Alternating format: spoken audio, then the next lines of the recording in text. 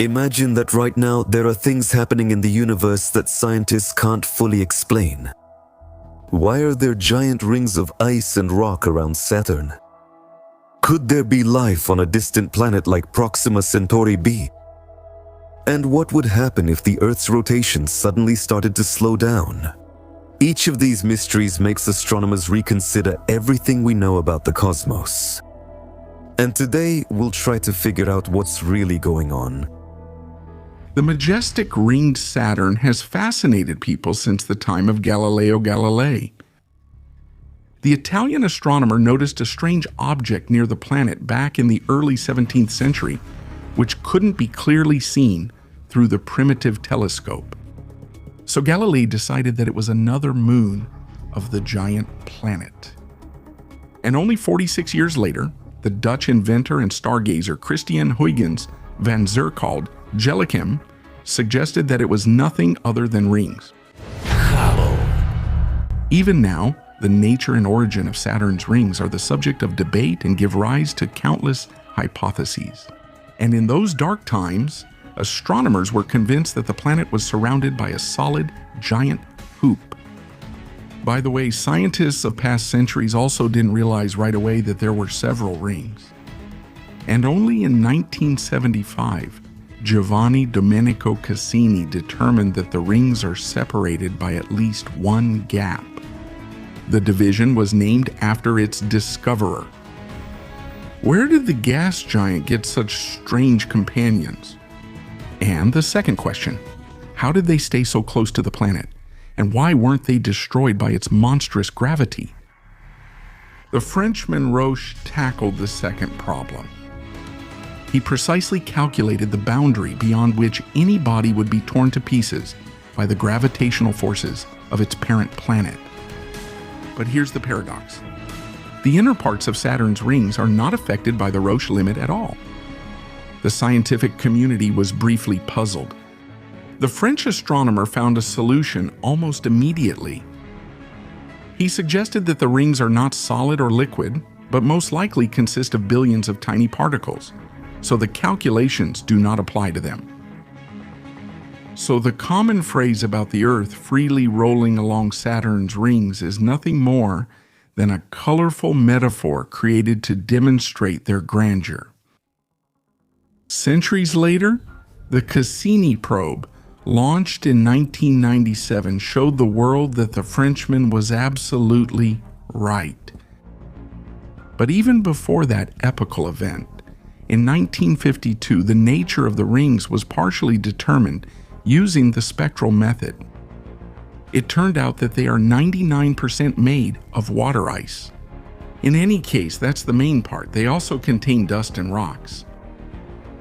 The Pioneer and Voyager spacecraft from Earth were a great help in studying this unique phenomenon.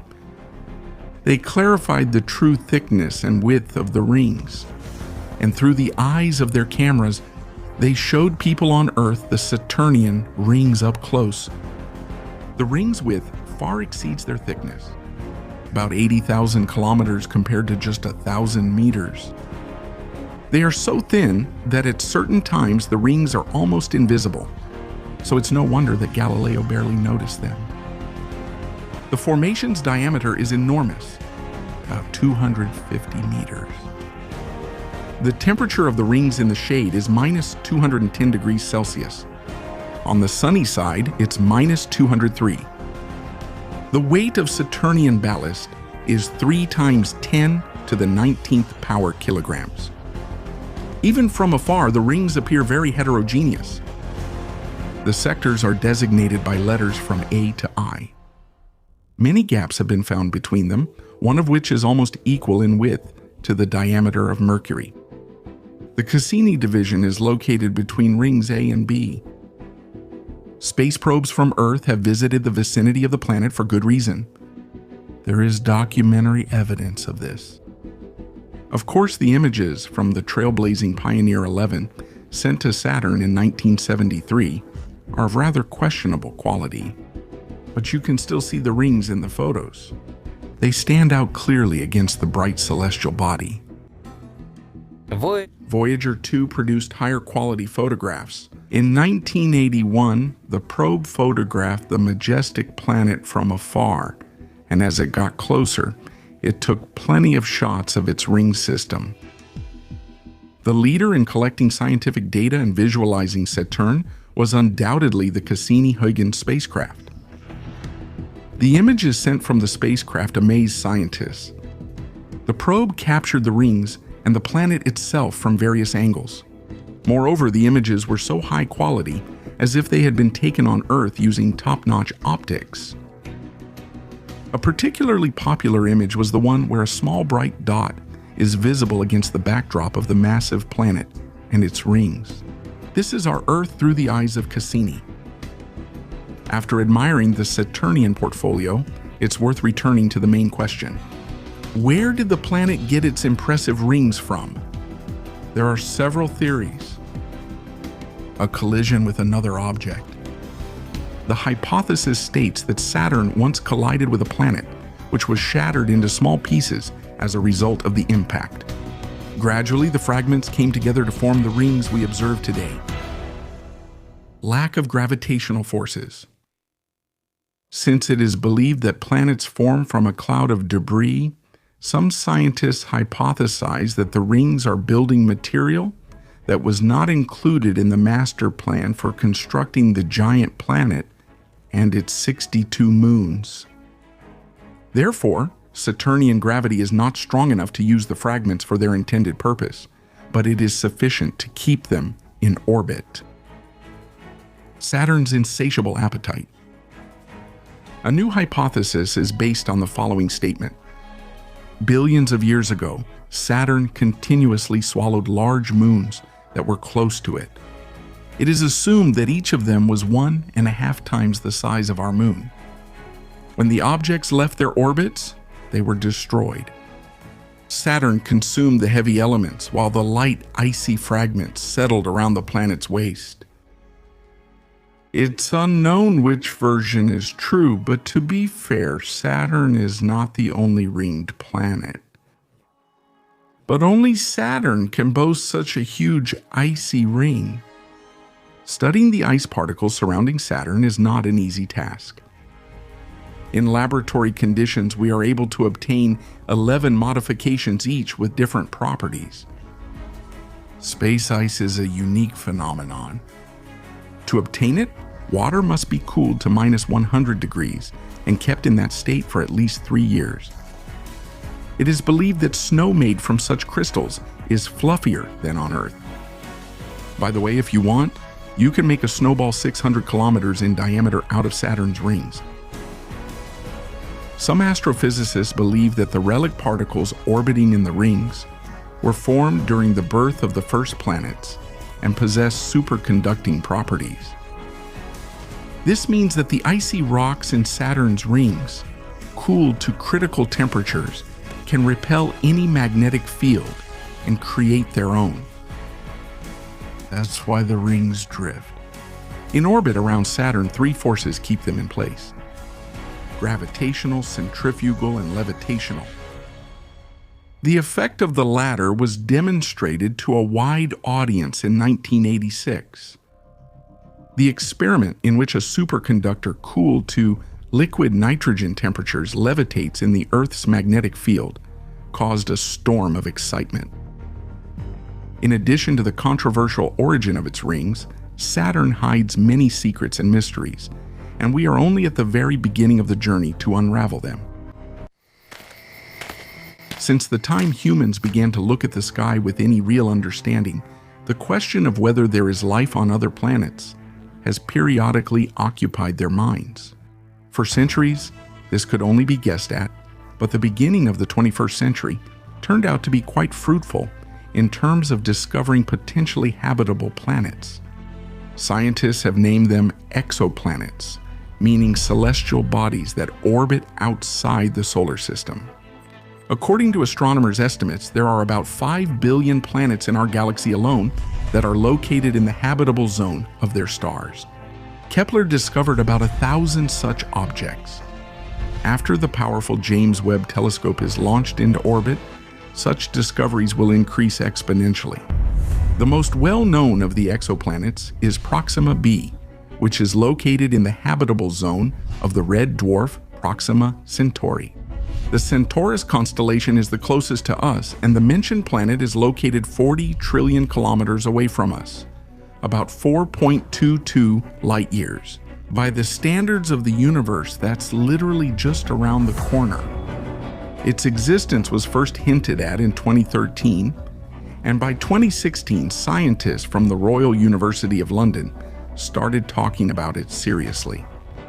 The star around which Proxima b orbits has a radius that's 0.14, that of the Sun, and a mass of only 0.12 of our star. Its age is about 5 billion years, and its surface temperature is approximately 3,000 Kelvin. That's almost half as much as the Sun's values. But it's difficult to spot the star from Earth because its luminosity is negligible compared to the Sun. The discovered exoplanet orbits 7 million kilometers from the red dwarf. Because of the star's low luminosity, this distance is considered the habitable zone of Proxima Centauri. According to indirect calculations, the mass of the celestial body is 1.27 times that of Earth. And if we assume that the density is equal to Earth's, then the radius of Proxima should be almost the same as Earth's. A year on the mysterious planet lasts about 11 Earth days. Scientists have calculated that the equilibrium temperature on Proxima b is about minus 40 degrees. For Earth, this figure is twice as low. It is assumed that there may be regions on it where water remains in a liquid state. This is one condition for the hypothetical presence of an atmosphere on the planet, and ultimately for the existence of life in any of its forms. According to computer models that have been developed, glaciers may form at the planet's poles. But there's one catch in the underlying hypothesis. These are monstrous stellar storms. Red dwarfs are very active stars. Therefore, being dangerously close to them, an object cannot avoid being affected by the star. Presumably, tornadoes attack the planet every 2 hours. Ultraviolet tornadoes provoke colossal releases of atmospheric oxygen into space. And according to scientists' calculations, the planet has at most 10 million years worth of oxygen left. Some members of the scientific community even claim that every major storm from the parent star completely sterilizes the exoplanet. Currently, Proxima b receives about 60 times more radiation than our planet. But overall, high-energy flares can be 400 times more powerful than any that have ever struck Earth. This fact gives astrophysicists and astrobiologists reason to assume that Proxima b may have a biosphere with a fluorescence-based protective mechanism against ultraviolet radiation, similar to the coral polyps living on Earth. In general, many scientists are skeptical that a planet located so close to a red dwarf, even a dim one, could be habitable. Take, for example, the fact that the tidal forces of the star force the planet to always face the star with the same side, which means that it does not experience changing seasons. That means any water there would be concentrated in one hemisphere of the planet, or only in its equatorial zones. With Proxima b, we need to get closer and find out for sure what the conditions are like there. Stephen Hawking and Yuri Milner are funding a project to send 1,000 microscopic nanosatellites, each weighing no more than a gram and propelled by a solar sail, which could reach the exoplanet in about 24 years. They will travel at a speed of 20% of the speed of light. The program's main goal is to capture images of Proxima b's surface. If you try to get a photo with such resolution from Earth's orbit, the telescope designed for this purpose would need to be 300 kilometers in diameter. Let's turn to the celestial body that each of us has beneath our feet, and on whose surface we spin endlessly and steadily through space. But is it really stable? We thought about this question, reviewed expert opinions, and were left puzzled. Is it really possible that such an eternal postulate, from our point of view, like the rotation of the Earth, could have changed significantly. We are never standing still, even in our sleep. On the contrary, every Earthling rushes at a tremendous speed every second, without even noticing it. See for yourself. The Earth rotates around its axis at an average speed of 1,670 kilometers per hour at the equator. In the mid-latitudes, the values vary. Around the Sun, our planet rushes like crazy at a speed of about 108,000 kilometers per hour. The solar system is also not stationary. It makes a single orbit around the center of the Milky Way galaxy in 220 million years at a speed of 200 kilometers per second. We are rotating both locally and globally. Right this second, Earthlings are rushing toward our neighbor, the Andromeda Galaxy, at a tremendous speed of 150 kilometers per second. So it's unnecessary to explain how important a factor like rotation is for us. Locally, there are two aspects that any school kid knows: the alternation of day and night and the tidal effect. Let's leave distant galaxies aside and turn to our home planet. Much has been said about us rotating, but what if the Earth suddenly slows down its rotation? Not to mention a sudden stop, which would have immediate and irreversible consequences for its inhabitants. But what will happen if our planet suddenly starts rotating several times faster? These aren't baseless assumptions. For example, Richard Gross, a NASA employee, believes that a series of powerful Japanese earthquakes could trigger an acceleration of the planet's rotation. And even now, as a result of these short-term jolts, the Earth has started to rotate around its axis a little faster, which some of its inhabitants immediately noticed. Unexplained panic attacks, cardiovascular problems, and dizziness started to occur. This is despite the fact that the day has become shorter by only 7/millionths of a second. The universe is based on a certain balance. For the Earth, this means that its rotation must be balanced around an imaginary axis. Otherwise, the planet will behave like a car wheel that hasn't been properly balanced. That is, it will vibrate and shake. But NASA loves to exaggerate things, unlike the optimistic Russian scientists. In particular, Viktor Gorshkov is sure that in order for the changes to become noticeable, the axis would have to shift by several hundred kilometers, and the rotation parameter would have to change significantly. But only a very serious external collision could provoke something like that, and even then only under certain conditions. Objects larger than 100 meters in diameter would have to fall in the mid-latitude region at a precise angle and at a speed of about 70 kilometers per second. That's why the scientist is calm, since there shouldn't be any significant fluctuations in the Earth's rotation parameters for now. And yet some sensation seekers will still ask with bated breath. Well then, let's answer that question. But first, I'd like to dispel the myths that we'll live longer just because the length of a day will decrease, and that we'll become smarter because the accelerated vibration of matter will improve the quality of our brain activity. That's an absolute fake. If the Earth increases its rotation, for example, tenfold, then from a physical point of view, the following will happen. A metamorphosis of the existing forces. Inertia always reveals the processes of rotation. If the Earth increases this value, then the centrifugal force will increase noticeably. In practice, it will look like this. In the area of the equator, when weighing even very heavy people, the scale needles will visibly go down, since the centrifugal force in this region will be only 3 times weaker than gravity.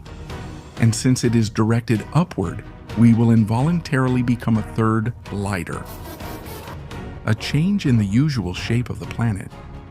If the Earth increases its speed, we will gradually forget that the planet was once a sphere.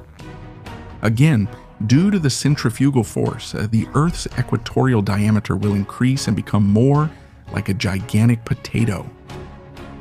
Speed at the equator. If this figure is currently 1,670 kilometers per hour, then with acceleration, it will naturally increase tenfold. up to 16,700 kilometers per hour. This is the only advantage of such a scenario, since the increased speed will become a useful aid for launching spacecraft and delivering cargo into space. But to reassure you, it's impossible to speed up the Earth more than tenfold. Even if some crazy cyberneticist came up with the idea to build a super-fast giant device to accelerate the planet. That's the limit after which any rotation of such bodies will start to slow down again. And the energy, which as we know doesn't disappear anywhere, would continue to transform the planet's shape, eventually turning it into a giant stone caterpillar. But if we assume the impossible, that the mentioned limitation disappeared and the Earth keeps accelerating without changing its shape, then in that case, the planet's inhabitants would be doomed. In the equatorial regions, gravity would become equal to the centrifugal force, and there would appear a region of absolute weightlessness, from which the atmosphere, having also lost its weight, would gradually escape. New portions of the atmosphere would come to replace those that escaped into the low-pressure area, and they would meet the same fate. As for the oceans, once they find themselves in a vacuum, they would instantly boil like coffee in a sesve. Under such conditions, Earth would soon become just another world. Мертвым булыжником в космосе.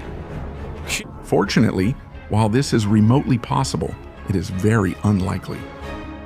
Therefore, we encourage you to stay close to the sunlight and remember to keep an eye out for new episodes. To do this, all you need to do is click the subscribe button, which is now glowing on the screen, or the link in the description of this video.